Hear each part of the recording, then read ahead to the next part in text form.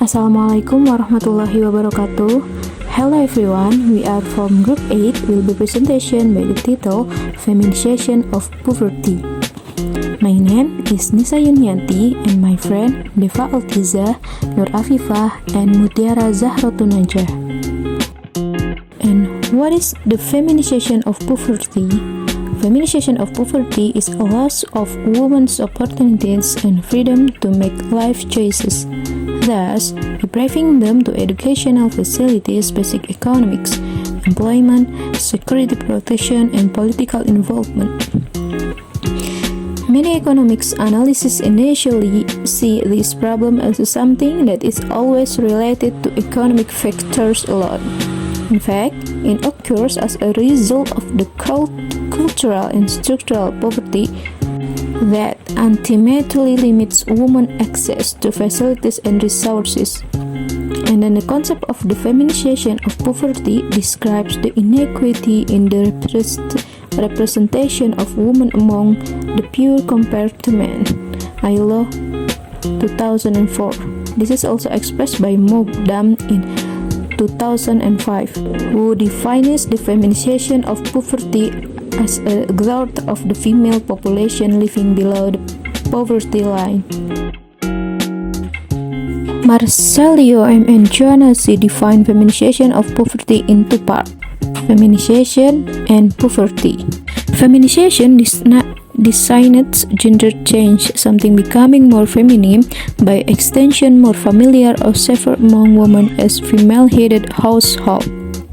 And then poverty is a deficit of resources of abilities. Marcelio M. Joanna S. likewise defines it as escalating role that gender discrimination has determined poverty. For instance, an increase of wage discrimination between males and females, which can also exacerbate poverty among women and men of all types of family. And media research considers this possibility as feminization of poverty because it denotes the relation between the biases against women and a rise of poverty. In numerous cases, media research claims that such as a latent change in the cause of poverty will result in one of types of the feminization of poverty. That is the relative change in the poverty levels of women and female-headed households. Next, factors causing the feminizations of poverty. The feminizations of poverty is ongoing in Indonesian history and has been on the agenda of women's struggles since the colonial era. The abolition of forced marriage, stopping China mindering, or the trafficking of women, improving women's educations, political participations, and others have been on the agenda of the first Women's Congress in 1928. Yet we still face the same problems today, albeit in different forms and names.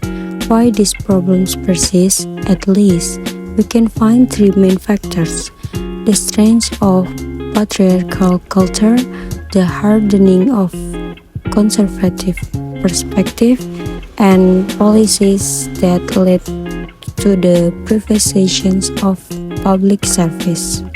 First, the strength of patriarchal culture.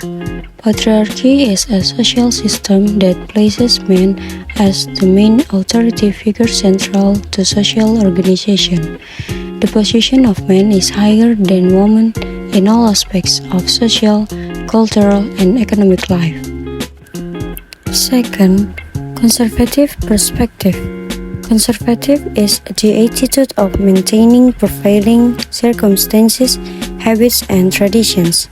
In simple terms, conservatism is human behavior that tends to maintain certain habits and circumstances without regard to changes around it. Third, policies that lead to the privatization of public services. Privatization policy is one of the policies carried out by the government to transfer part or all of the state-owned assets to private parties. Next, the theory used is the theory of the feminization of poverty and the survival mechanisms of James C. Scott.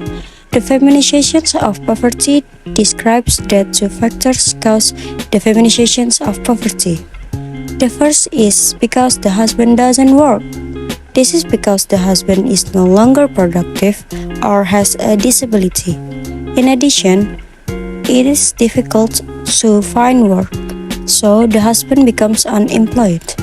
Second, the husband's income is minimal, so that it cannot meet the needs of the family. The survival mechanisms carried out by poor women is to become a janitor, sell small items, become a laundryman, and develop social networks with neighbors to seek loans or share income in the form of cooperations.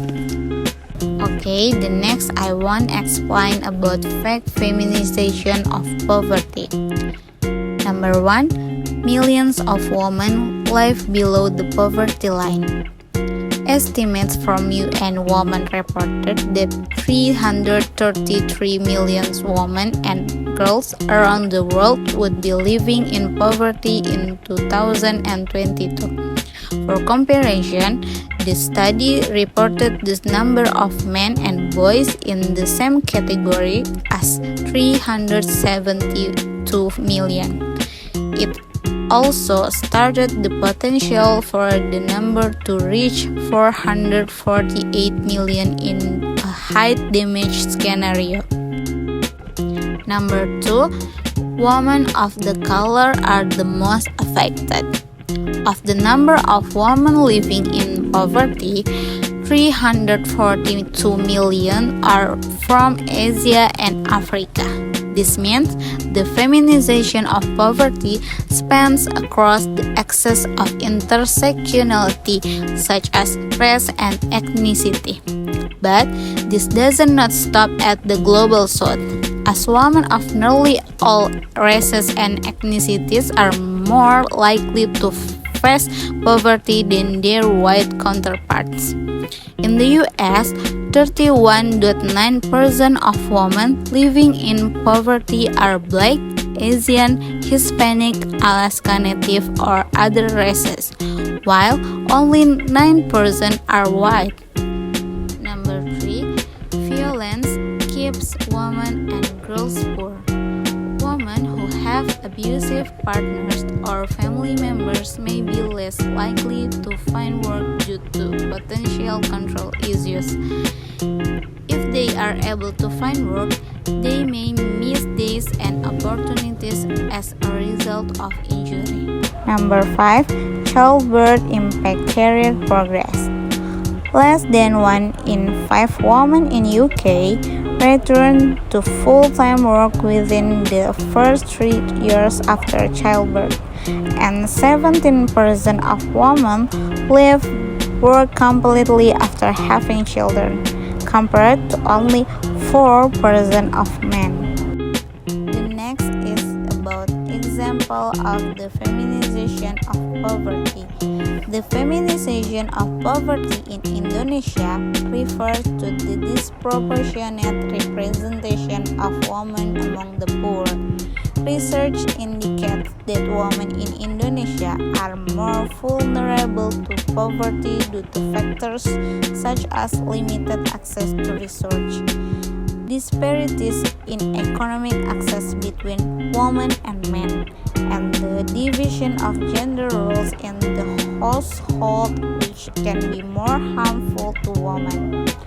For example, a study in East Java in Indonesia recorded a high number of poor women household heads, and another study highlighted that poverty among women in Indonesia saw a greater proportion of women's poverty experienced by those aged 60 and above. The next is about feminization of poverty in Minangkabau.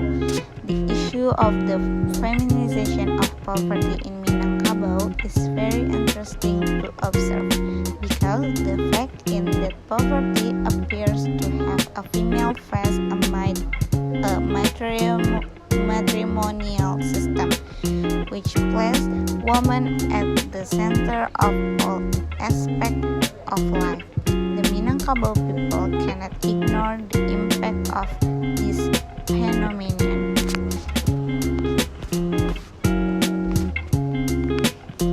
Minangkabau society, which address to matrilineal system, place women in a central and honorable position, as well as being economically strong. This economic power is found in the matrilineal inheritance system, where all traditional inheritance by women, a part of economic support from the nuclear family. This is what is then Minangkabau society, which adheres to matrilineal system, place women in a central and honorable position, as well as being economically strong.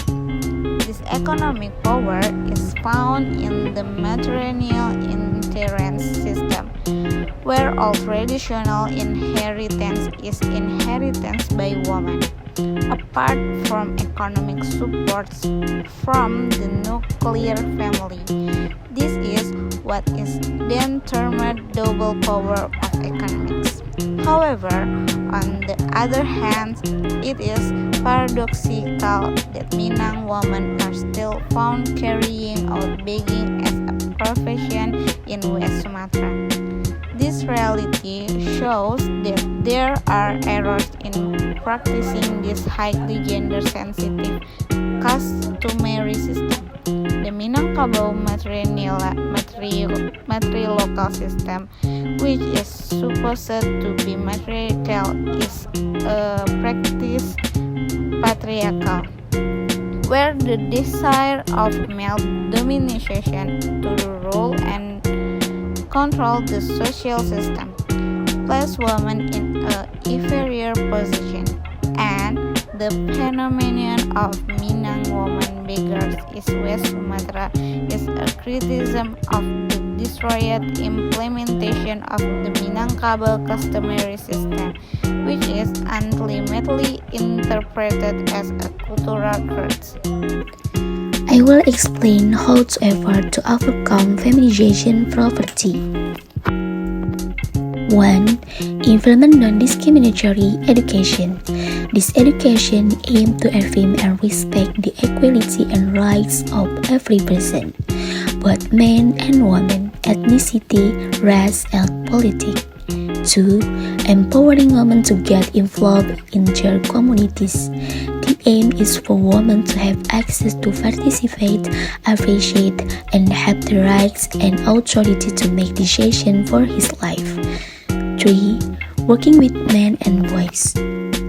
Apart from building families, women can also work with men and boys, along with the development of the times and technology.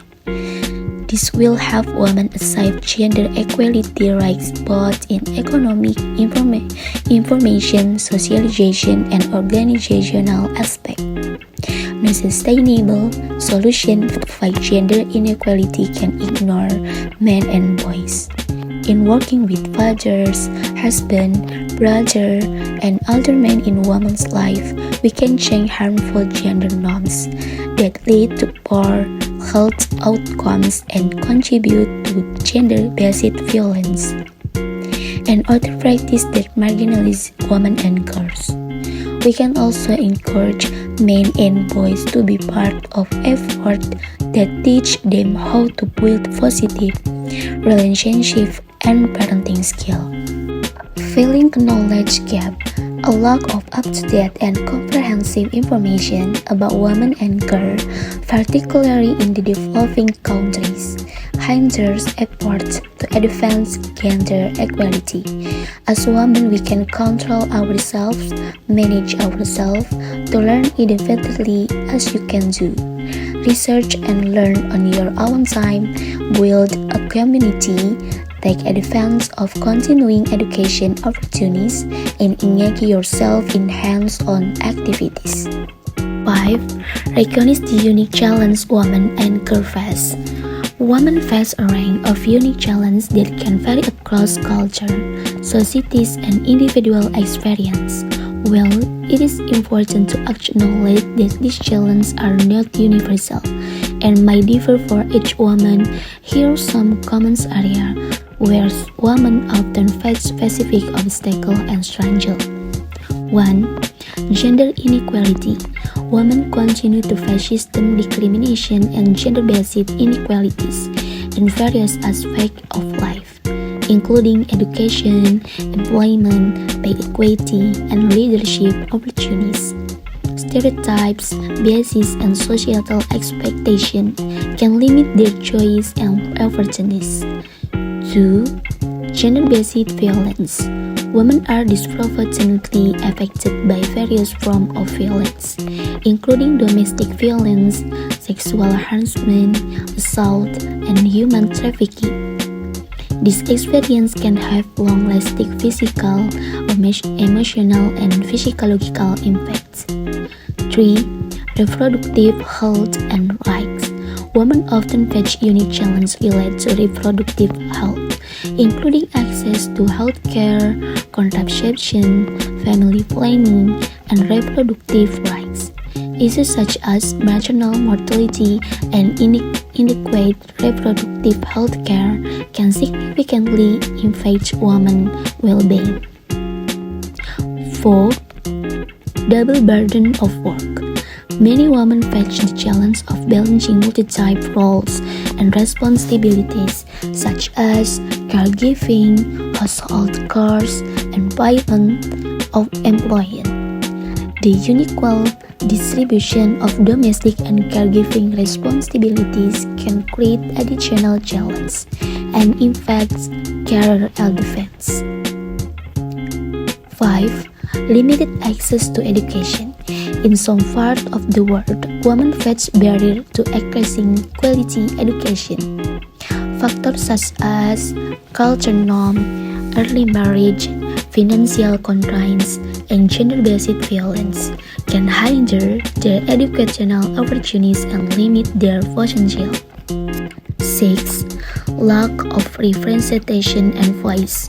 Women are often underrepresented in decision-making positions, politics, and leadership roles. This lack of representation can hinder the ability to influence policies and shape societal norms.